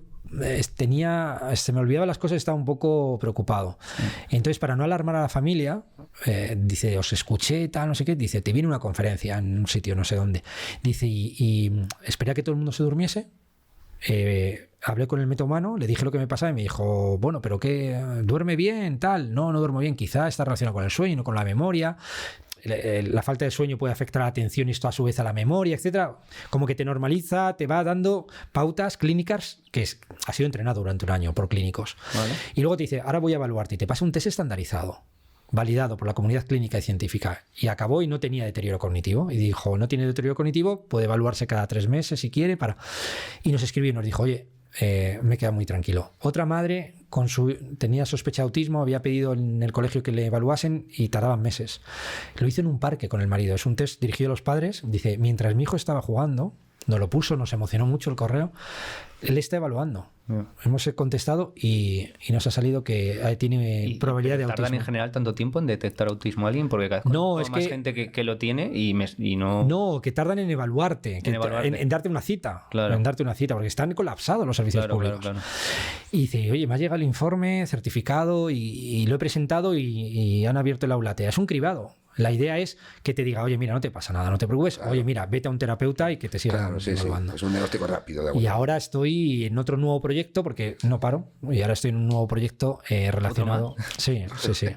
En breve lo quiero sacar, relacionado con la selección de personal y la inteligencia artificial, ¿no? Selección de personal con inteligencia artificial, que tenía una idea de cómo hacerlo. Joder. Ha gustado muchísimo. Lo hemos presentado a algunas empresas de selección personal, les ha fascinado, les han dicho, bueno, cuando lo tengas avísame que esto lo vamos a querer. Y ahora estoy en ese proceso de la inversión, de buscar la inversión, que bueno, prácticamente la tengo ya conseguida, pero es verdad que me lleva mucho tiempo porque estoy centrado en las empresas, en el laboratorio, en las clases y luego en mi familia, claro, que para mí es fundamental. Te iba a decir, ¿estás centrado entonces? Porque no sé cómo puedes estar centrado en todo. Y aprendiendo. Tienes un superpoder. Estoy haciendo ahora estudios en mecánica cuántica, en ciencia de datos, estoy en varios cursos. Se gastan 200 euros en libros, todos los meses, o sea que tienes tiempo de leer, ¿eh? Sí, no leo, es que duermo poco, me acuesto a las 2, me levanto pronto, siempre estoy leyendo. Si puedo leo, me encanta leer, me tranquiliza. Otro día tenemos que hacer un podcast donde nos des técnicas de productividad y podamos aprender de esa no parte. Lo sé si es productivo o no, no lo sé. Yo lo que es que como me divierte, claro. Soy muy malo si me aburro. Yo me acuerdo que un día, no sé qué pasó, que mi padre me dijo, ponte a trabajar ahora mismo, tal, no sé, en algo, en verano, porque me quería ir de Interrail, y yo le pedía dinero y me decía, hijo, imposible, no somos ricos, no te puedes ir, ponte a trabajar. Y me fui a una hamburguesería a trabajar, me contrataron, ahí en mi barrio. Duré una mañana. Porque yo estaba cortando cebolla y me acuerdo que yo decía, yo no puedo más. Y llevaba, Ricardo, ¿qué llevaría? 45 minutos cortando cebolla. Y dije, mi vida se hunde. O sea, yo soy muy dramático. De repente era todo un drama, era horrible. Con la cebolla, ¿no? Claro, llorando. Llegué a casa y le dije a mi padre, no puedo. Me dijo, no me jodas. Sí. Me dijo, vete. En el McDonald's duré igual, un día en el McDonald's. Terminé quemando con el aceite a la jefa, me quedé encerrado en el... Soy muy inútil para muchas cosas, lo sé, tengo muchas limitaciones. Y sobre todo si es algo que no me gusta, Claro. no soy capaz de hacerlo bien. Y esto me pasa cuando alguien me dice, oye, me tienes que entregar la tabla de Excel con todos los datos. Pues eso Ariel, por ejemplo, el otro cofundador, mi compañero, lo hace perfecto. Yo como tenga que hacerlo, 50 errores, seguro, porque estoy pensando en 1000 cosas distintas, ¿no? Qué bueno, qué bueno. Pues nada, Raúl, me surge una curiosidad. Y es que yo creo, bueno, la ciencia cambia, como hemos dicho, todo evoluciona. Lo único que cambia es que todo cambia. Y yo creo que muchas veces tenemos como pues apego a que las cosas no cambien, ¿no? Porque nos sitúan en nuestra zona de confort. Y yo, viendo que tú no eres así, ¿no? Y que estás en permanente evolución, me gustaría saber de qué última cosa quizás has tenido que deshacerte, qué parte de Raúl ha tenido que morir, o en qué has cambiado de opinión, por decirlo de otra manera, no sé, en el último año, ¿no? No soy tan complicado en eso, no. Fíjate, ¿En qué evolución? ¿Qué nueva versión hay? No, es que no hay ninguna versión, es que siempre he sido igual. Yo creo, mira, mi mujer, hay veces que cuando ya no puede más, la mujer tiene una paciencia y yo la adoro, pero tiene mucha paciencia conmigo. Y hay veces que me dice, yo no te puedo tener 2 niños. Y mi hijo muchas veces me dice, pero tú no eras el adulto. Me lo dice como muy serio, tú no eras el responsable, tú no eres el adulto. Sigo siendo un crío incluso en mis reacciones emocionales, en todo. He procurado... No sé, evidentemente habré cambiado, pero intento ser fiel a la persona, no sé, no noto, la gente que llevaba tiempo sin verme vuelve a ver, lo que me dicen es que sí, físicamente obviamente cambio, pero que no, que en el resto de cosas no, sigo teniendo la misma ilusión que el primer día. Cuando entro al laboratorio me sigo emocionando cuando veo un cerebro, me sigo emocionando pensando que puedo ayudar, me sigo emocionando cuando voy a un colegio y estoy con los niños, les estoy enseñando ciencia y alguno me dice que quiere ser científica y tal, me emocionó de que se me saltan las lágrimas. Y sigo siendo muy optimista. Yo creo, y esto es para mí una parte fundamental, soy muy del Real Madrid. Onda, no lo sabía. Sí, yo quería haber sido jugador del Real Madrid, es la realidad, pero me vieron jugar y me dijeron, mi padre, que ha jugado en el Madrid, en el filial, fue un portero magnífico, ¿no? Me dijo, hijo, yo te voy a dar un consejo, estudia mucho. Estudia, me repetía, ¿no? ¿Por qué? Porque soy muy malo. Ahora, el no rendirme nunca me viene de ahí. Yo creo, estamos viendo partidos y la Champions del año pasado y tal, ya he perdido tanto las cuentas, hemos ganado tanto que he perdido la cuenta. Si fuera del Atleti sería sencillo, no hemos ganado nada, no me acuerdo. Pero en este caso, claro, era el minuto 88 y todo el mundo estaba, lo veo con mi familia, me encanta ver el fútbol. Al Madrid, yo no veo el fútbol, no me gusta, de hecho no entiendo nada. Bueno, creo que entiendo porque como todo español creemos que llevamos un seleccionador y pero no tengo ni idea de fútbol, digo unas chorradas. Pero estábamos allí y era el minuto 88 y yo decía, no, es que es ahora, es que ahora son nuestros minutos, ¿no? Ahora es cuando ganamos. Y cuando ganábamos, la gente me miraba como...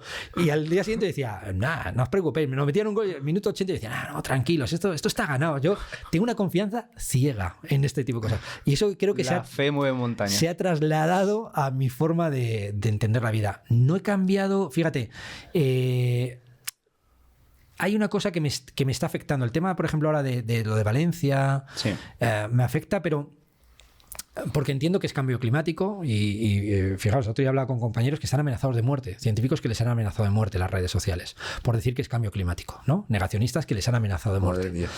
Pero es cambio climático y el cambio climático mata, ¿no? Y lo estamos viendo ahora y lo vamos a ver de manera más frecuente y con más intensidad en los próximos años. Y lo que me da pena no es, evidentemente lo que ha pasado es terrible, ¿no? Y cuando lo ves te das cuenta que son fuerzas de la naturaleza que no puedes controlar, eso es así.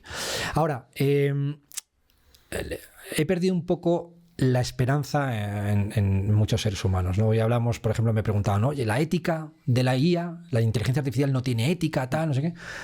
Digo, bueno, ha habido muchos bulos con relación a esto que ha pasado en Valencia, que son fácilmente comprobables, además, bulos, mentiras.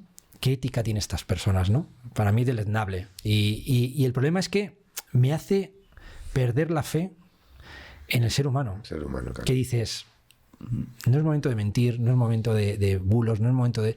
Y te das cuenta, eso sí me ha cambiado. Me ha dejado triste porque llevaba unos días más bajo de ánimo y yo decía, joder, no sé qué me pasa.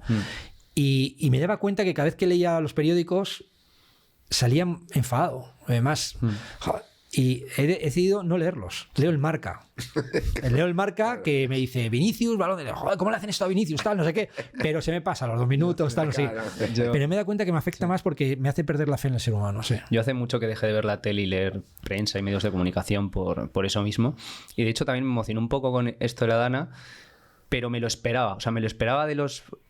¿sabes? O sea, me lo esperaba, la falta de reacción y todo, pero joder, lo que sí que no me esperaba es que ya no por dignidad, sino incluso por su propio prestigio, que lo hicieran al menos, ¿no? Venga, enviad ayuda ya, venga. Es un poco lo que a mí me dejó decir, joder, ya, ¿sabes? Solamente porque te va a ir bien a nivel egoísta hacer las cosas bien, hazlo bien y olvídate de todo lo demás, que esa gente necesita mucha ayuda. Pero ha habido tantas mentiras, ha habido tanto... esto es como... Yo el otro día lo hablaba con una persona de ciberseguridad, ¿no? Que decía, por ejemplo, en este caso, ¿no? Y estaba vertiendo muchas... estaba haciendo de altavoz de bulos.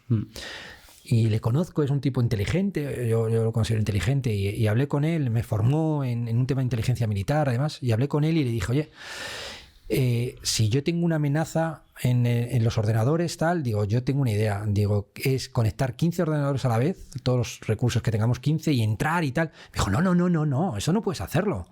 Digo, ¿por qué? Porque lo empeora tal, porque hay un protocolo. Y le dije, ya, pero es que es lo mismo que te está pasando a ti, que hay un protocolo que no entiendes. No has entendido cómo funcionan los protocolos. Y en emergencias, los protocolos son fundamentales. Si te saltas un protocolo en emergencias, el caos es total. Entonces tiene que haber un protocolo que se puede cumplir, ¿no? Y, por ejemplo, yo, ahora ahora lo tengo un poco abandonado, ¿no? El derecho, pero el derecho me está sirviendo, estudiar algo de derecho me sirve porque me ordena la cabeza. También. Sí. Bueno, eso para otro día. Me ordenaba la cabeza y me ordena. Entonces uno entiende, por ejemplo, en estos casos, por eso ya no leía los periódicos que decía, pero es que no está entrando el ejército. Y tú decías, porque no puede, porque desde el punto de vista constitucional no puede. Y hay unas normas, tú no te puedes saltar unas normas, unas leyes. No puede. Si alguien no te dice pasa, aunque nos parezca ridículo, no puedes. Y tú puedes tener 50.000 soldados ahí esperando, pero si un presidente, en este caso de una comunidad, dice, oye, pasad, no pueden pasar, porque es una invasión de un territorio. O sea, no puedes hacerlo desde el punto de vista constitucional. El derecho te ordena la cabeza porque te explica cosas que dices, uy, esto que me está contando no es cierto, esto no funciona así. Otra cosa es que nos guste más o menos, pero es verdad que me ha hecho perder la fe en el ser humano. Pero no ya la actuación de los políticos y tal, no tengo mucha esperanza en ellos, en general, pero sí la gente corriente que de repente mentía y lanzaba un bulo de, oye, se ha roto una presa en no sé dónde y viene hacia acá, y veías a la gente corriendo y era mentira. Y en un dolor tan grande, gente que ha perdido a sus hijos, o sea, a mí me parece terrible, terrible, ¿no?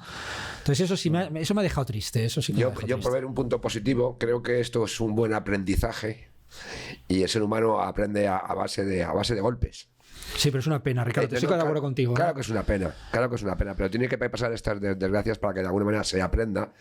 Porque hoy me explicaban cómo gracias a lo que pasó en el año 52 o 53 se cambió, en Valencia, no se ha inundado toda Valencia. Sí. Hay un satélite, se llama Copérnico, que de alguna manera ve todo el mundo y se ve muy bien en una fotografía cómo está el río Turia, cómo está del Turia hacia la parte este. Sí, la desviación, y de la parte oeste está como nuevo. Teniendo en cuenta que son desastres naturales que van a afectar a nuestra salud mental, ya vendrán los problemas de salud mental, lógicamente, de pérdida, de desesperación, de vacío. Por los traumáticos, mucho. Claro, pero que hay desastres naturales provocados por el ser humano, por la mano del ser humano, ese es el cambio climático, que yo una vez estuve hablando a mí me han llamado de todos los partidos políticos prácticamente para hablar de temas de sanidad, de salud, tal, ha sido muy interesante, y hablaba con uno de un partido bastante negacionista, que yo le dije, pero si sabes que esto es cierto.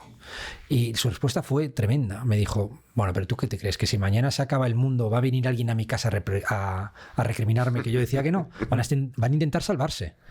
Con lo cual, a mí, y me pareció tremendamente irresponsable. Y el tema de la responsabilidad es fundamental. O sea, para mí, ser responsable de lo que haces y y además hacerte responsable de tus errores y de tus aciertos es fundamental. Entonces eso me llamó mucho la atención y esto es cambio climático. El otro día, ya os digo, hablando con un compañero amenazado de muerte por esto y había varios, había unos periódicos que estaban amenazados de muerte por decir que es cambio climático, me pareció tremendo porque no aprendemos. Esto va a volver con más intensidad, con más fuerza y no solo esto, vendrán pandemias, vendrán muchas cosas y si no ponemos medios el impacto será mayor, evidentemente. Dentro de que prevenir que llegue una riada y arrase una población.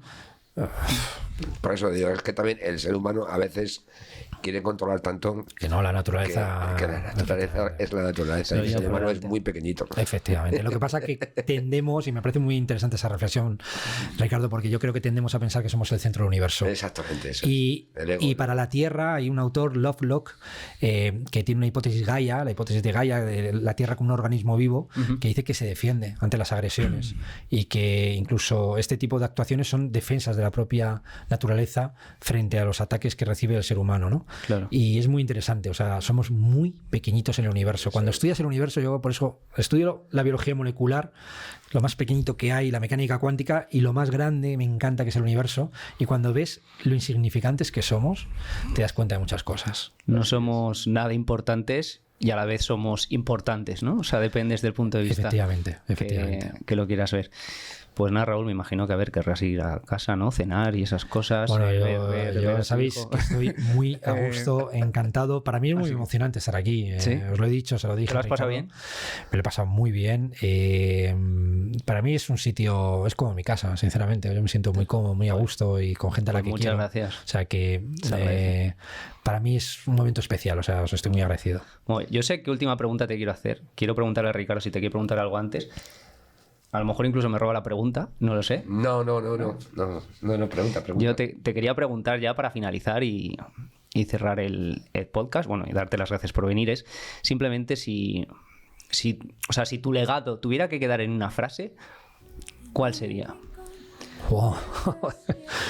En una frase, yo creo que sería una palabra, en gracias. Gracias. Yo diría gracias por las oportunidades que me han dado y las dificultades que me han puesto. Lo has hecho en una palabra. Sí, sería gracias. Y por el amor que he recibido de la gente que realmente me importa. La gente que no me importa, no me importa que me odie. De hecho, cuando me odiaba la gente, se lo dije a mi padre y mi padre me ha enseñado muchas cosas de la vida. Y me decía, es importante que tengas una lista de gente que te odie, ¿no? Y mi madre también me lo decía igual. Me decía, hijo, ¿qué más da lo que...?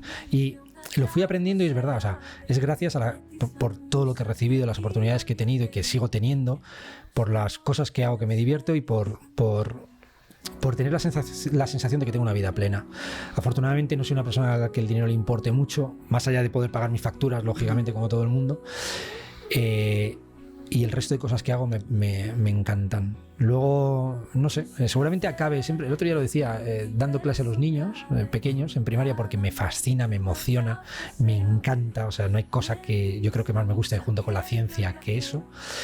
Así que es gracias por todo lo que he recibido.